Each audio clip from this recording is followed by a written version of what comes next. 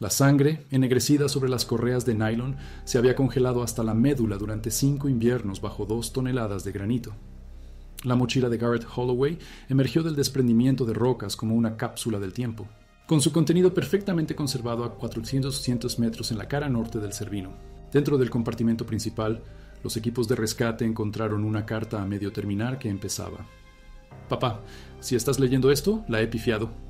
La tinta se había congelado a mitad de frase, dejando el resto de sus últimos pensamientos atrapados en una palabra inconclusa. Garrett pesaba 127 kilogramos cuando hizo la apuesta en la oficina que lo mató. Sus compañeros de la consultora de Múnich lo habían apodado Gran G, por su costumbre de acabarse el almuerzo de todos. A sus 34 años nunca había escalado nada más alto que las escaleras de su piso, pero cuando su jefe bromeó diciendo que Garrett no sería capaz de subir ni a una hormiga si le fuera la vida en ello, Gran G puso 500 euros sobre la mesa y declaró que haría cumbre en el Cervino en menos de 3 meses. Se dio exactamente 21 días para transformarse de oficinista a alpinista. El programa de entrenamiento que Garrett ideó habría puesto a prueba a un atleta olímpico.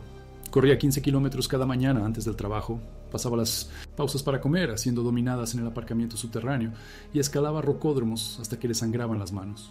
Perdió 18 kilogramos en 3 semanas, bajando de 127 a 109, pero sus gráficos de composición corporal mostraban que había quemado masa muscular junto con grasa.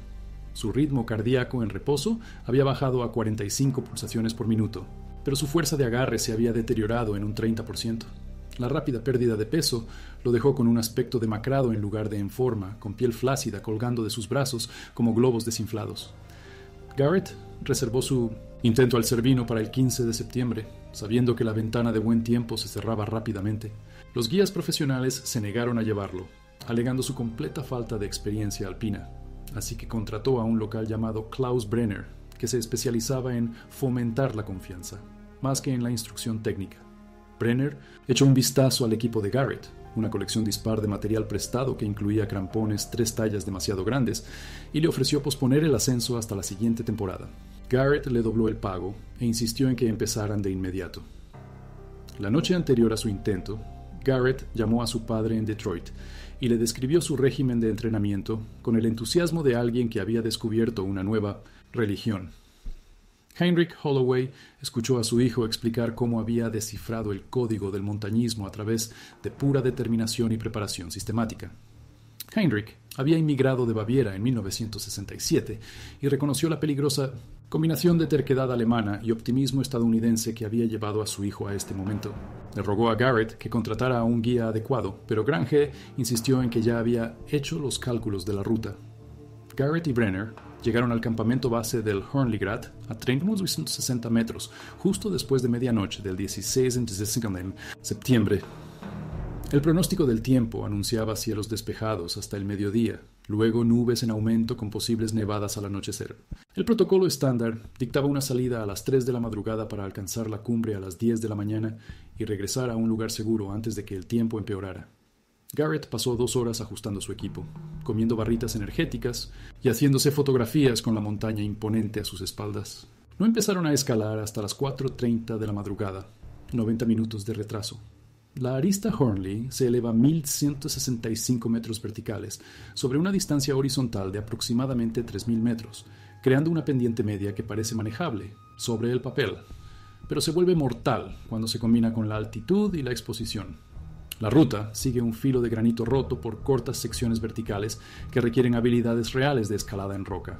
Garrett había practicado estos movimientos en rocódromos a nivel del mar, pero a 300 metros su cuerpo comenzó a apagar sistemas para preservar el oxígeno para los órganos vitales.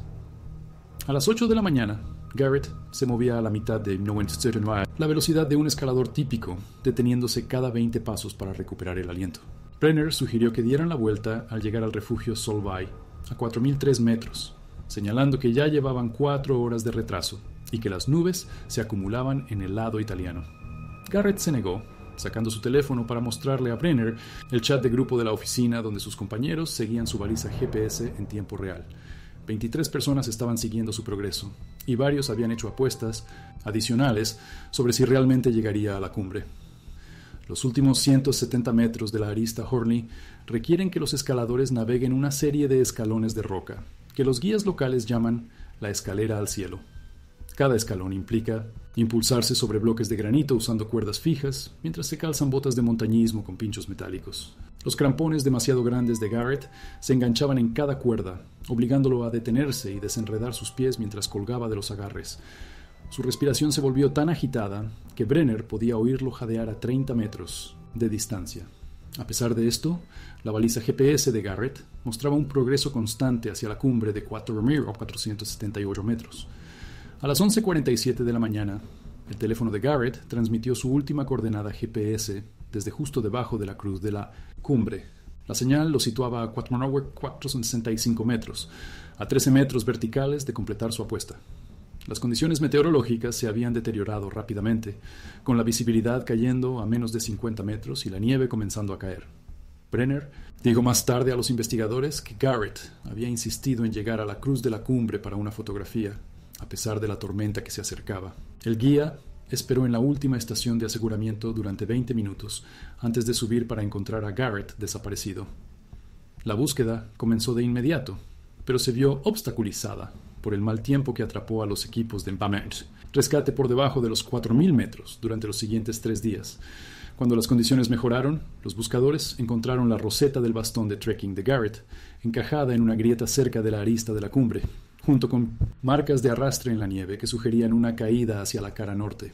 La cara norte del Cervino desciende 1.200 metros de roca y hielo casi verticales hacia el glaciar del Cervino, un terreno tan peligroso que los intentos de rescate se consideran misiones suicidas incluso con tiempo perfecto. Los equipos de rescate de Zermatt pasaron 8 días peinando el glaciar bajo la cara norte, utilizando sondas, imágenes térmicas y perros de avalancha entrenados. No encontraron nada. La baliza GPS de Garrett o bien se había destruido en la caída, o estaba enterrada demasiado profundamente bajo la nieve y el hielo para transmitir una señal. Su póliza de seguro de viaje, que había comprado específicamente para el intento de ascenso, se liquidó después de que expirara el periodo de búsqueda estándar de 7 días, sin encontrar un cuerpo. Heinrich Holloway voló a Zermatt y pasó 3 semanas recorriendo los valles, entrevistando a cada guía de montaña y piloto de helicóptero de la región. Ofreció una recompensa de 1.000 euros por cualquier información sobre la ubicación de su hijo, pero el consenso entre los expertos locales era que Garrett había caído en una grieta o había sido enterrado por un desprendimiento de rocas en un terreno donde la recuperación era imposible. Heinrich regresó a Detroit, llevando solo el pasaporte de Garrett y el recibo del intento de cumbre que había pagado pero nunca completado. El Cervino se cobra una media de 12 vidas al año, pero la mayoría de los cuerpos se recuperan finalmente, cuando el movimiento glaciar o el deshielo estacional exponen los restos en lugares accesibles. El caso de Garrett se volvió inusual por su completa falta de evidencia física más allá de la única roseta del bastón. Se desarrollaron teorías de conspiración en los foros de escalada en línea, con algunos sugiriendo que Garrett había fingido su muerte para escapar de deudas de juego o había sido asesinado por su guía por dinero del seguro. Estas teorías fueron desmentidas cuando los investigadores confirmaron el paradero de Brenner durante todo el incidente y verificaron que la situación financiera de Garrett era estable. En la primavera de 2018, exactamente 5 años después de la desaparición de Garrett, un equipo de mantenimiento de rutas de pretemporada estaba despejando un desprendimiento de rocas de la arista Hurley cuando notaron una tela azul que sobresalía de debajo de Sims, un montón de losas de granito a 4.200 metros. Las rocas aparentemente se habían movido durante los ciclos de congelación y deshielo invernales, exponiendo parte de una mochila que había estado completamente enterrada. 4 hombres con palancas tardaron 6 horas en extraer la mochila sin dañar su contenido. La mochila contenía la cartera de Garrett, su pasaporte, barritas energéticas que se habían convertido en polvo y un cuaderno impermeable con 17 páginas de observaciones detalladas de escalada. La última entrada, fechada el 16 de septiembre a las 11:30 de la mañana, decía: Klaus dice que el tiempo empeora, pero la cumbre está muy cerca. Papá siempre dijo que terminara lo que empezara. Subo solo. Si algo pasa, dile que llegué a mínimo de Siemens 465 y eso es suficiente. La frase terminaba a mitad de palabra, sugiriendo que Garrett había sido interrumpido mientras escribía. Más inquietante que la nota inconclusa era el estado de la propia mochila. Ambas correas de hombro estaban saturadas de sangre seca, que había penetrado completamente a través del tejido de nylon. El patrón de la sangre sugería que había venido de arriba, como si alguien que llevara la mochila hubiera sufrido una grave lesión en la cabeza o la parte superior del cuerpo mientras la mochila permanecía en su posición. El análisis forense confirmó que la sangre coincidía con el ADN de Garrett a partir de muestras que su padre había proporcionado 5 años antes. La ubicación donde se encontró la mochila generó más preguntas que respuestas. El lugar se encontraba directamente debajo de la arista de la cumbre, pero a cientos de metros de donde se había descubierto la roseta del bastón. Para que la mochila llegara a esta posición, Garrett habría tenido que caer en una dirección completamente diferente a la que sugería la evidencia inicial. Los expertos en rescate de montaña calcularon que una caída desde el área de la cumbre no podría haber depositado la mochila en la ubicación descubierta debido a las formaciones rocosas y salientes intermedios. Heinrich regresó a Zermatt en junio de 2018 para examinar las pertenencias recuperadas de su hijo. La mochila manchada de sangre estaba en la sala de pruebas de la policía de Zermatt junto con el cuaderno de 17 páginas y los efectos personales de Garrett. Heinrich pasó 4 horas leyendo las notas de escalada de su hijo, que revelaban una atención obsesiva al detalle combinada con una completa incomprensión de los protocolos de seguridad alpina. Garrett había registrado la velocidad del viento, los cambios de temperatura y las condiciones de la roca con precisión científica, pero también había escrito que consideraba sus crampones demasiado grandes una ventaja porque proporcionaban agarre extra. Las últimas páginas del cuaderno contenían una escritura cada vez más errática a medida que la altitud y el agotamiento afectaban el control motor de Garrett. Su última observación coherente señalaba que Klaus Brenner había perdido los nervios y estaba intentando sabotear el intento de cumbre con tácticas de miedo. Garrett escribió que había decidido completar el ascenso solo en lugar de dejar que Klaus le robara el protagonismo con su negatividad. La última frase legible decía: «Papá entenderá por qué tuve que hacer esto solo». Pasaron 7 años sin descubrimientos adicionales. El expediente del caso de Garrett en la sede de la policía de Zermatt contenía solo 14 páginas de documentación, incluyendo declaraciones de testigos de Brenner, informes meteorológicos del día del incidente y fotografías de los artículos recuperados. Su padre había dejado de llamar para obtener actualizaciones después del 3er aniversario, aceptando que algunas preguntas nunca serían respondidas. La comunidad de escalada de Múnich había pasado a otras tragedias, y la apuesta de oficina de Garrett se convirtió en otra historia de advertencia sobre alpinistas aficionados que intentan ascensos técnicos. En agosto de 2025, una ola de calor en toda Europa causó un deshielo sin precedentes en las regiones alpinas. Los glaciares que habían permanecido estables durante décadas comenzaron a retroceder rápidamente, exponiendo formaciones rocosas que no habían visto la luz del sol en más de un siglo. El glaciar del Cervino, que se forma en la base de la cara norte de la montaña, retrocedió 47 metros en solo 3 semanas. El 23 de agosto, 2 alpinistas italianos que se acercaban a la base de una nueva ruta de escalada vieron algo inusual que sobresalía del hielo cerca del término del glaciar. Un par de botas de montañismo se erguían en el hielo que se derretía, con los cordones aún atados en lazos perfectos. El cuero mostraba un daño mínimo a pesar de 12 años de enterramiento glaciar, y los crampones unidos a las suelas eran el modelo sobredimensionado que tanto problema le había causado a Garrett durante su ascenso final. Dentro de la bota derecha, los buscadores encontraron un calcetín de lana con G. Holloway, escrito con rotulador permanente en el talón. Escondido dentro del forro de la bota izquierda, había un billete de tren de Zermatt a Chamonix, fechado el 17 de septiembre de 2013, el día después de la desaparición de Garrett. El billete de tren creó una línea de tiempo que no tenía sentido. Garrett había desaparecido el 16 de septiembre durante su intento de cumbre, pero el billete en su bota estaba fechado para viajar al día siguiente. El billete había sido comprado en línea a las 23:52 del 16 de septiembre, solo minutos después de que la señal GPS de Garrett desapareciera del área de la cumbre. O alguien había usado el teléfono de Garrett para comprar el billete después de su caída, o Garrett había sobrevivido de alguna manera al incidente inicial y había hecho planes para salir de Suiza, antes de morir en un segundo accidente. Expertos en informática forense examinaron la compra del billete y descubrieron que se había realizado utilizando la tarjeta de crédito de Garrett a través de una aplicación de pago móvil en su teléfono. La transacción ocurrió en coordenadas que situaban el teléfono a 3.847 metros en el lado italiano del Cervino, sugiriendo que Garrett no había caído hacia el glaciar, sino que había descendido parcialmente por la cara opuesta de la montaña. La marca de tiempo de la compra indicaba que todavía estaba vivo y consciente más de 12 horas después de que Klaus Brenner lo hubiera reportado como desaparecido.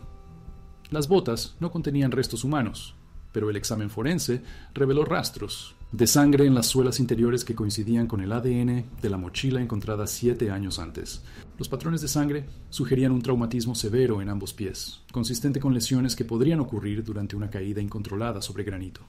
Más desconcertante fue el descubrimiento de cristales de hielo dentro de las botas que contenían polen de plantas que solo crecen por debajo de los 2000 metros en el Valle del Ródano, indicando que las botas habían estado a baja altitud antes de quedar atrapadas en hielo de alta montaña. Heinrich Holloway recibió la llamada telefónica sobre las botas en su 79º cumpleaños. El oficial de policía suizo que lo contactó habló un inglés cuidadoso y le explicó que había surgido nueva evidencia en el caso de su hijo. Heinrich escuchó los detalles sobre el billete de tren y los rastros de polen. Luego le pidió al oficial que repitiera la línea de tiempo 2 veces para asegurarse de que había entendido correctamente.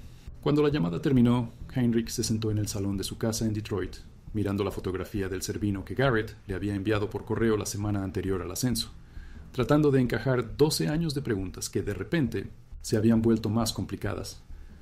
El misterio final se profundizó cuando los investigadores examinaron el billete de tren con más cuidado.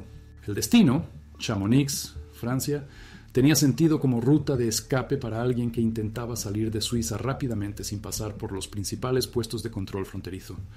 Pero el billete era para un servicio de primera clase en 1979, una ruta que habría costado 847 euros, casi el doble de lo que Garrett había gastado en toda su expedición de escalada. Para alguien que había pedido prestado equipo y contratado al guía más barato disponible, el caro billete de tren sugería o bien pánico o un cambio completo en sus circunstancias financieras.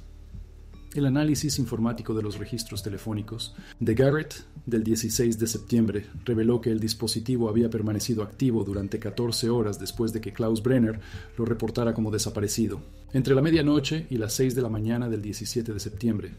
El teléfono había intentado conectarse a torres de telefonía móvil en 3 países diferentes, sugiriendo movimiento a lo largo de la frontera suizo-italiana. La última transmisión de datos ocurrió a las 5:47 de la mañana, desde una ubicación cercana al pueblo de Braille-Cervinia, en el lado italiano del Cervino, a solo 6 kilómetros de donde el billete de tren de primera clase habría llevado a Garrett. Lo que le sucedió a Garrett Holloway durante esas 14 horas desaparecidas sigue siendo desconocido. La evidencia sugiere que sobrevivió a su intento inicial de cumbre, descendió por la cara italiana de la montaña en la oscuridad y llegó lo suficientemente abajo como para comprar una ruta de escape antes de morir en algún lugar cerca del glaciar. Pero la línea de tiempo deja innumerables preguntas sin respuesta. ¿Por qué no contactó a los equipos de rescate o a su padre? ¿Cómo terminaron sus botas enterradas en el hielo mientras su mochila fue encontrada a kilómetros de distancia en el lado suizo? ¿Y por qué alguien que nunca había gastado más de 200 euros en una sola compra adquirió un billete de tren de primera clase en las últimas horas de su vida? La policía de Zermatt ha cerrado oficialmente el expediente del caso de Garrett Holloway. Su certificado de defunción enumera la causa como accidente de montañismo con complicaciones por exposición y sus restos se consideran irrecuperables debido al enterramiento glaciar. Pero Heinrich Holloway ha contratado a un investigador privado para examinar la evidencia que surgió 12 años demasiado tarde. La investigación continúa, impulsada por la necesidad de un padre de entender cómo el cuerpo de su hijo pudo terminar en 3 ubicaciones diferentes y por qué Garrett pasó sus últimos momentos conscientes planeando un viaje a Francia en lugar de intentar volver a casa.